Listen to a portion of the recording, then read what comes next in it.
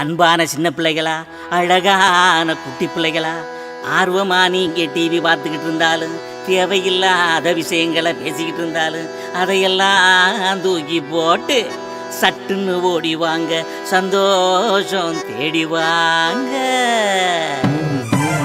நண்டு சிண்டு நாத்தங்க எல்லாருமே ஓடி வாங்க, அண்ணன் தம்பி அக்கா தங்க வாழு வாண்டு ஓடி வாங்க.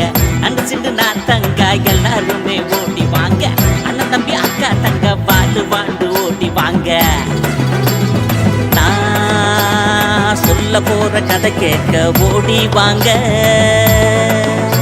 நான் சொல்ல போற கதை கேட்க ஓடி வாங்க. வாழும் வாழ்க்கை பத்தி தெரிஞ்சிக்க ஓடி வாங்க, வாழும் வாழ்க்கை பத்தி தெரிஞ்சிக்க ஓடி வாங்க. வாங்க வாங்க வாங்க வாங்க வாரத்துல ஒன்று வாங்க, வாங்க வாங்க வாங்க வாங்க வாரத்துல ஒன்று பார்க்க. சரி, ஓகேக்கா, நீங்கள் ப்ரோக்ராம் பண்ணுற இடம் வந்துச்சு. இதுக்கு மேலே நீங்களே பார்த்து கிளம்புங்க. எனக்கு வீட்டில் நிறைய வேலை இருக்கு. மிஸ்டர் பல்ப் வாங்கல. அக்கா, எனக்கு தான் நிறைய வேலை இருக்குன்னு சொல்கிறேன். ரொம்ப பிஹேவ் பண்ணாதீங்க மிஸ்டர் பல்ப், கொஞ்சம் தூரம் தானே, வாங்க. என்னக்கா நீங்கள் வேறு எப்படி பண்ணுறீங்க? சரி, கொஞ்சம் தூரம் தான் வரேன், ஆனால் நான் உள்ளெல்லாம் வர மாட்டேன். அதெல்லாம் அப்புறம் பார்த்துக்கலாம், நீங்கள் இப்போ வாங்க. ஓகேக்கா, நீங்களே பார்த்து உள்ளே போங்க. இனிலாம் நான் வரமாட்டேன், எனக்கு வீட்டில் நிறைய வேலை இருக்கு. என்ன மிஸ்டர் பல்ப் இன்னைக்கு ஓவரா சீன் போடுறீங்க? அதெல்லாம் எனக்கு தெரியாது. அக்கா, நான் தான் சொல்கிறேன் நிறைய வேலை இருக்கு. அக்கா அட வாங்க மிஸ்டர் பல்ப். அக்கா, உங்களுக்கு தான் ப்ரோக்ராம் பண்ண நிறைய ஆள் இருக்காங்களே, உங்களுக்கு தான் புதுசாக டியோ இருக்காரு, ஸ்பின் வீல்லாம் யூஸ் பண்ண மிக்கியெல்லாம் கூப்பிட்ருக்கீங்க. என்னதான் நீங்கள் கண்டுக்கவே இல்லையே. நான்லாம் வரமாட்டேன், போங்க. ஓ, சாருக்கு தான் பிரச்சனையா? இதுக்கெல்லாம் போய் கோச்சிக்கலாமா மிஸ்டர் பல்ப்? அட, நீங்கள் என்ன சொன்னாலும் நான் வரமாட்டேங்க, எனக்கு பிடிக்கவே இல்லைக்கா. சரி, இன்னைக்கு டாபிக் என்னன்னு உங்களுக்கு சொல்லுது? டாபிக்லாம் எனக்கு தெரியாது, அதான் நான் வரலன்னு சொல்லல, என்னை விடுங்களேன் சும்மா. டாபிக்கே உங்களுக்கு தான் மிஸ்டர் பல்ப். என்ன பசங்களா, உங்களுக்கு நீங்க கெஸ் பண்ணிருப்பீங்களே இன்னைக்கு டாபிக் என்னன்னு. வாங்க இந்த பல்புக்கு போய் நம்ம சொல்லி கொடுக்கலாம். வாங்க வாங்க வாங்க வாங்க வாரத்துல ஒன்று வாங்க, வாங்க வாங்க வாங்க வாங்க வாரத்துல ஒன்று பார்க்க.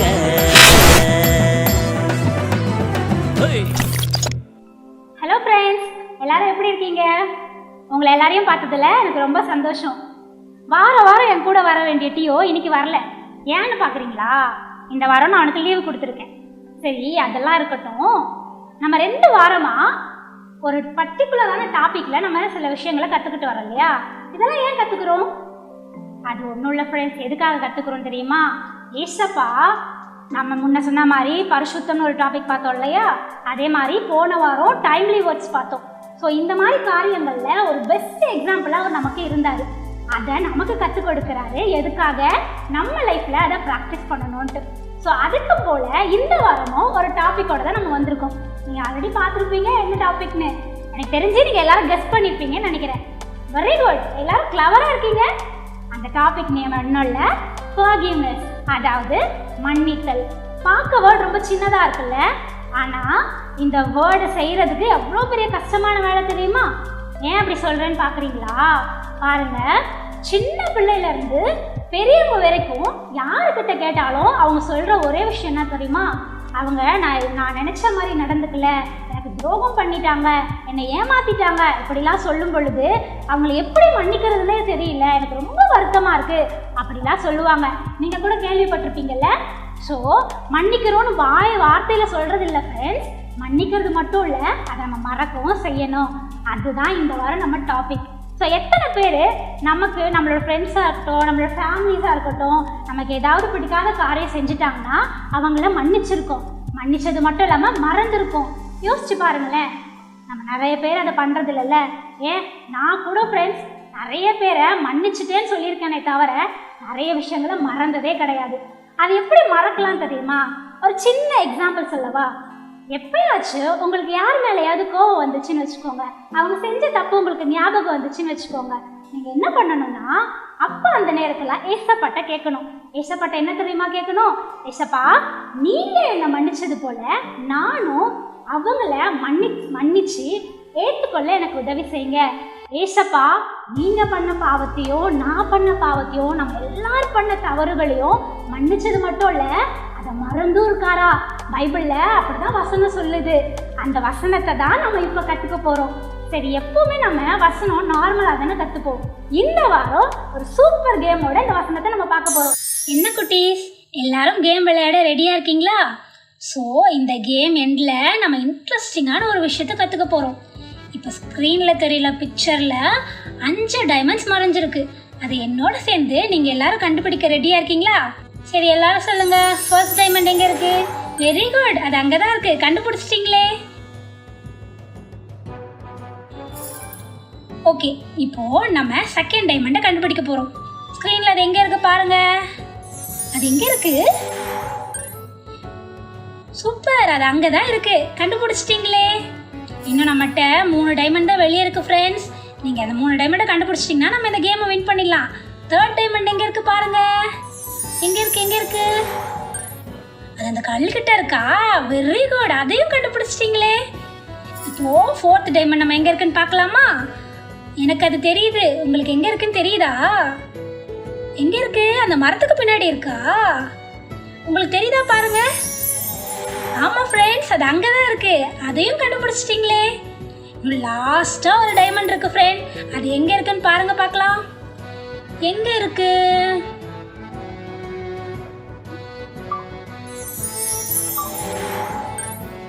வெரி குட், அதையும் கண்டுபிடிச்சிட்டீங்க. சூப்பர், நீங்கள் எல்லாரும் வின் பண்ணிட்டீங்க. ஸோ ஃப்ரெண்ட்ஸ், இப்போது நம்ம கண்டுபிடிச்ச இந்த டைமண்ட்ஸில் என்ன இருக்குன்னு நம்ம எல்லாம் சேர்ந்து பார்க்கலாமா?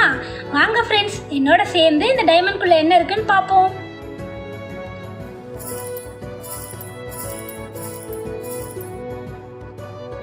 கிறிஸ்து உங்களுக்கு மன்னித்தது போல ஒருவருக்கொருவர் மன்னியுங்கள். கொலோசியர் 3:13. வாவ், அழகான ஒரு வசனம் இருக்குல்ல. சூப்பர், இந்த வசனத்தை நம்ம எல்லாரும் சேர்ந்து ஒரு முறை சொல்லலாமா? கிறிஸ்து உங்களுக்கு மன்னித்தது போல ஒருவருக்கொருவர் மன்னியுங்கள். கொலோசியர் 3:13. வெரி குட், ஒன்ஸ் மோர் திருப்பி சொல்லலாமா? கிறிஸ்து உங்களுக்கு மன்னித்தது போல ஒருவருக்கொருவர் மன்னியுங்கள். கொலோசியர் 3:13. வெரி குட், நீங்கள் எல்லாரும் வசனத்தை கரெக்டாக சொல்லிட்டீங்களே. என்ன ஃப்ரெண்ட்ஸ், வசனம் கற்றுக்கிட்டீங்களா? இந்த வசனத்துலேருந்து உங்களுக்கு என்ன புரிஞ்சுது? எல்லாருக்கும் புரிஞ்சிருக்கும்னு நினைக்கிறேன். வசனம் என்ன சொல்லுது? கிறிஸ்து உங்களுக்கு மன்னித்தது போல ஒருவருக்கொருவர் மன்னியுங்கள். கொலோசியர் 3:13. இந்த வசனம் இதில் என்ன தெரியுமா சொல்லியிருக்கு? ஏசப்பா நம்மளை மன்னிச்சது போல நம்மளும் ஒருத்தரை மன்னிக்கணும்ன்ட்டு. ஸோ ஃப்ரெண்ட்ஸ், மன்னிப்போம் மறப்போம்ங்கிறது வார்த்தையில் மட்டும் இல்லை, அது நம்ம வாழ்க்கையிலையும் ப்ராக்டிஸ் பண்ணணும். சரி, நீங்கள் எல்லாரும் ப்ராக்டிஸ் பண்ணுவீங்கன்னு நானும் நம்புகிறேன். நம்ம அந்த மாதிரி இருக்கவும் ட்ரை பண்ணுவோம். ஸோ நான் நெக்ஸ்ட் வீக் உங்கள் எல்லாரையும் வந்து பார்க்குறேன். Bye friends. வாங்க வாங்க வாங்க வாங்க வாரத்துல ஒன்று பார்க்க.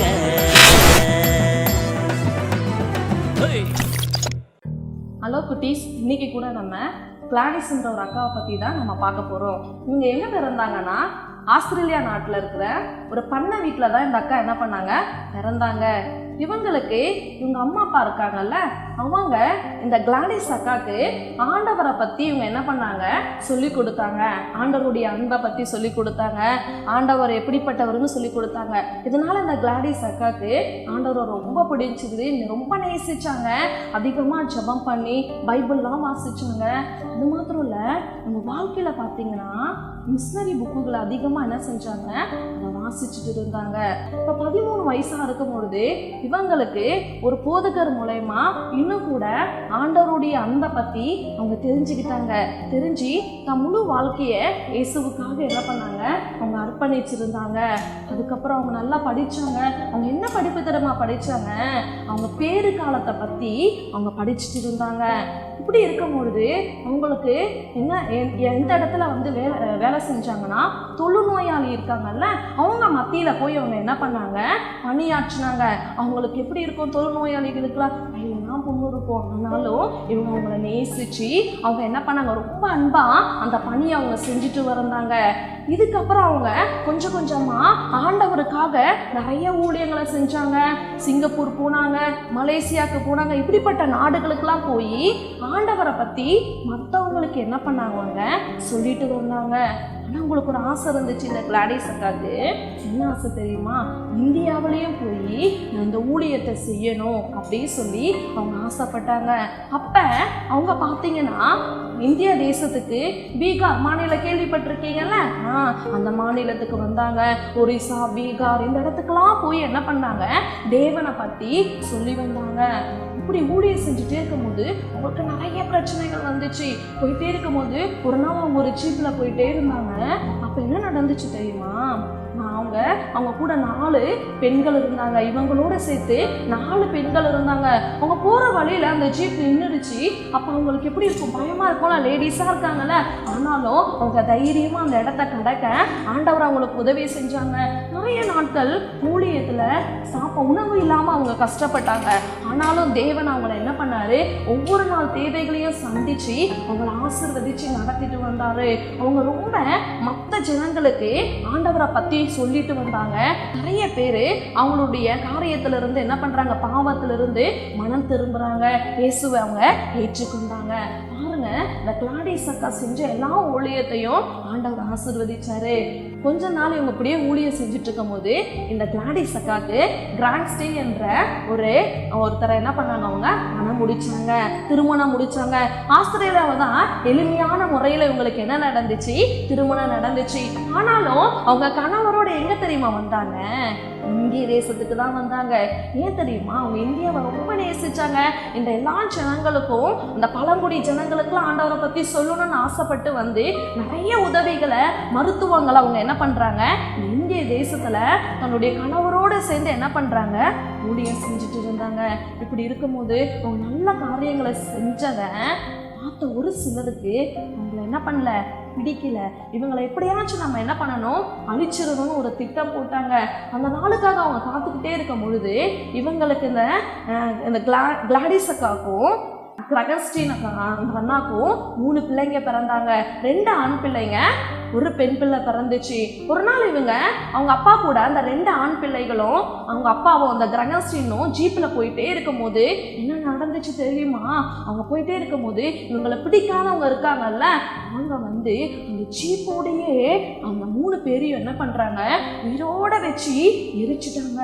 அவங்க அப்படியே என்ன பண்ணிட்டாங்க, எரிஞ்சு செத்து போயிட்டாங்க. பாருங்க, இதை கேள்விப்பட்ட அவங்க மனைவிக்கு எப்படி இருந்திருக்கும். அந்த கிளாடிஸ் அக்கா ரொம்ப அழுதாங்க, வேதனைப்பட்டாங்க. அப்ப இந்த தப்பு செஞ்சாங்கல்ல, எரிச்சாங்கல்ல, அவங்கள வந்து போலீஸ் அரெஸ்ட் பண்ணிடுச்சு. அரெஸ்ட் பண்ணி இந்த கிளாடிஸ் அக்கா கிட்ட போய் கேட்டாங்க, இவங்கள நாங்க தண்டனை கொடுக்க போறோம் போது இந்த கிளாடிஸ் அக்கா என்ன தெரியுமா சொன்னாங்க, நம்மள அந்த நல்ல தண்டனை கொடுங்க, நல்லா அவங்கள ஜெயில போடுங்க, தூக்கு தண்டனையில போடுங்க தானே சொல்லுவோம். என்ன தெரியுமா சொன்னாங்க, இவங்களை நான் என்ன பண்ணிடுறேன், என் கணவரையும் என் பிள்ளைங்களையும் எரிச்சாங்கல்ல, நான் என்ன பண்ணிடுறேன், இவங்களை மன்னிச்சு விட்டுடுறேன் அப்படின்னு சொன்னோன்னே இருக்கிறவங்களுக்கும் ஆச்சரியப்பட்டாங்க.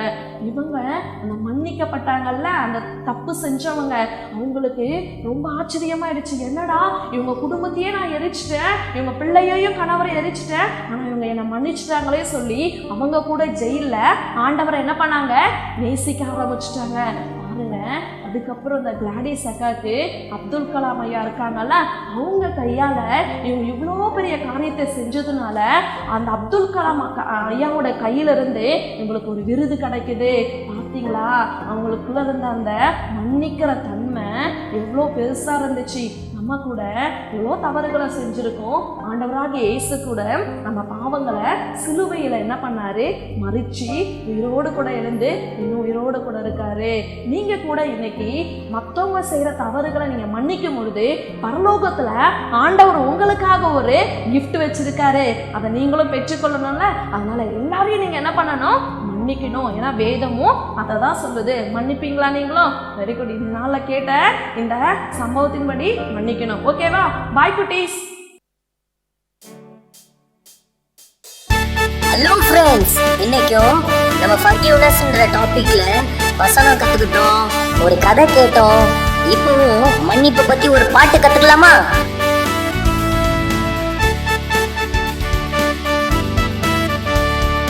மன்னித்திடு, நீயும் மன்னித்திடு, இயேசுவை போல நீயும் மன்னித்திடு.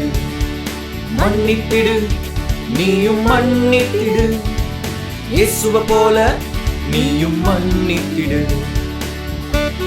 ஏசப்பா கூடவே இருந்த பேதுரு ஏசப்பாவை சிலுவையில் அறைய போறாங்கன்னு சொன்ன உடனே 3 தடவை ஏசப்பா யாருன்னே தெரியாதுன்னு மறுதளிச்சாரு. அப்படிப்பட்டவரையும் ஏசப்பா மன்னிச்சாரு. அதனால நீங்களும் மன்னிக்கணும். மறுதலித்தான் பேதுரு 3 முறை, ஆனாலும் இயேசு அவனை மன்னித்தாரே. மறுதலித்தான் பேதுரு 3 முறை, ஆனாலும் இயேசு அவனை மன்னித்தாரே. அதனால் மன்னித்திடு, நீயும் மன்னித்திடு. மன்னித்திடு, நீயும் மன்னித்திடு.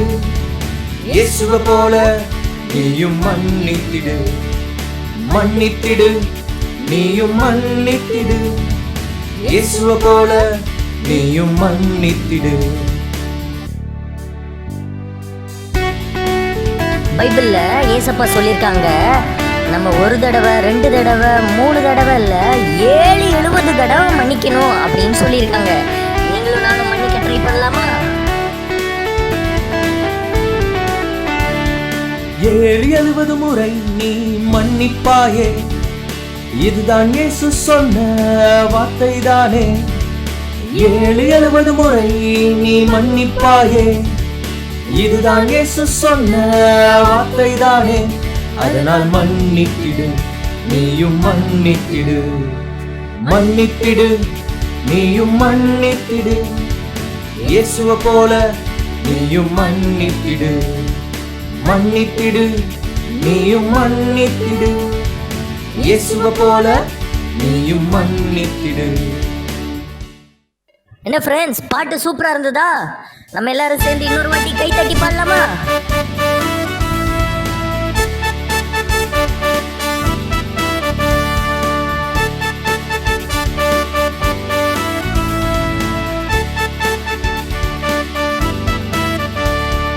மன்னித்திடு, நீயும் மன்னித்திடு. இயேசுவை போல நீயும் மன்னித்திடு. மன்னித்திடு, நீயும் மன்னித்திடு. இயேசுவை போல நீயும் மன்னித்திடு.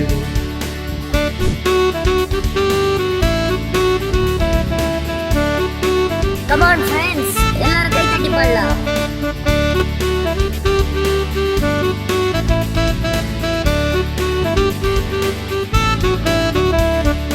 மறுதலித்தான் பேதுரு 3 முறை, ஆனாலும் இயேசு அவனை மன்னித்தாரே.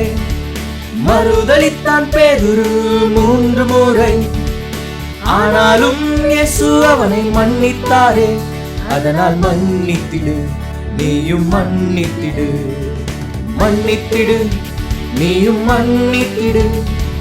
இயேசுவை போல நீயும் மன்னித்திடு. மன்னித்திடு, நீயும் மன்னித்திடு. இயேசுவை போல நீயும் மன்னித்திடு.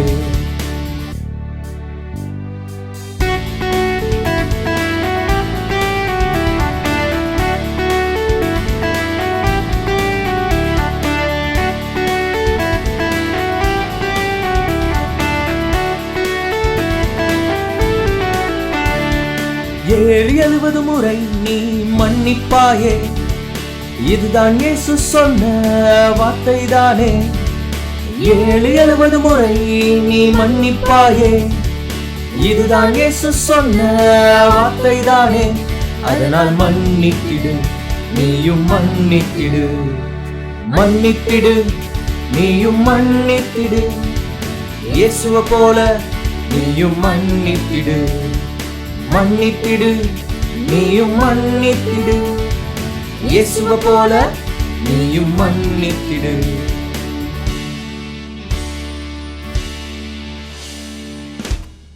வாங்க வாங்க வாங்க வாங்க வாரத்துல ஒன்று வாங்க வாங்க வாங்க வாங்க வாங்க வாரத்துல ஒன்று பார்க்க.